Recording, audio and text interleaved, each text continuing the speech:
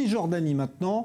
Là aussi, baisse relative de la tension observée ces derniers jours, mais il y a toujours des affrontements. Et d'ailleurs, à Bethléem, par exemple, eh bien, un Palestinien qui tentait de lancer un cocktail Molotov sur des soldats israéliens a été tué après avoir été visé par des soldats. Il y a eu des affrontements également du côté de Ramallah. Reportage justement d'un de nos envoyés spéciaux, Maël Benoliel.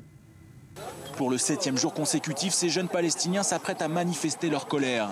Derrière leurs barricades, ils embrassent des pneus, lancent des pierres et des cocktails Molotov sur les forces de sécurité israéliennes. À côté, les ambulances palestiniennes sont prêtes à intervenir, non loin des journalistes présents pour couvrir les événements. Des violences dans toute la région et notamment ici à Ramallah, siège de l'autorité palestinienne en Cisjordanie, tout près de l'implantation israélienne de Bethel. J'espère qu'il y aura une 3e intifada. Nous soutenons notre peuple qui se bat pour Al-Aqsa et pour notre peuple qui est là-bas.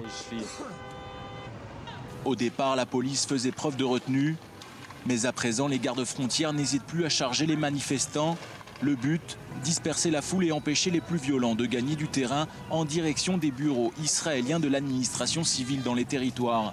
Pourtant, ce commerçant, piégé au cœur de la confrontation, ne semble pas inquiet. Toute la ville et tous les magasins sont fermés, il n'y a pas de commerce. Regardez, tout est fermé. Certains au village veulent que ça s'arrête. Mais moi, je n'ai pas peur, je veux que ça continue. Il n'y a qu'en faisant la guerre qu'on y arrivera. Et pendant que les premiers blessés de la journée sont transportés vers l'hôpital, les journalistes tentent d'éviter les jets de pierre d'un côté et les gaz lacrymogènes de l'autre. C'est évident que c'est très dangereux ici. C'est un terrain difficile pour travailler. Mais on doit s'efforcer de donner l'information. Il faut faire son maximum pour que le travail soit fait.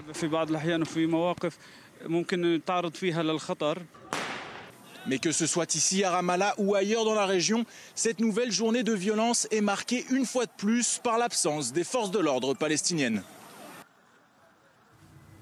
Voilà donc pour Ramallah, retour à présent